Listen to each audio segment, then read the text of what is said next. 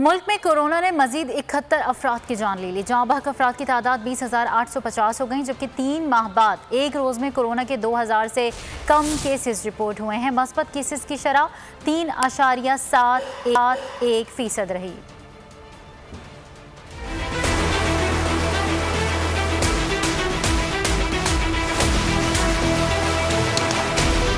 एहतियाती तदबीर और वैक्सीन का कमाल, कोरोना वायरस को आने लगा जवाल।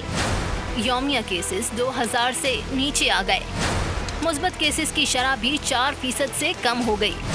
3 माह बाद एक रोज में 1771 केसेस रिपोर्ट हुए। इससे कबल 9 मार्च को 1786 केसेस रिपोर्ट हुए थे।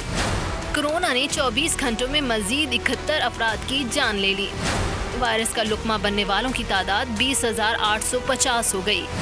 फाल केसेस 57,336 रहे और 8,44,638 अफराद कोरोना से सेहतयाब हो चुके।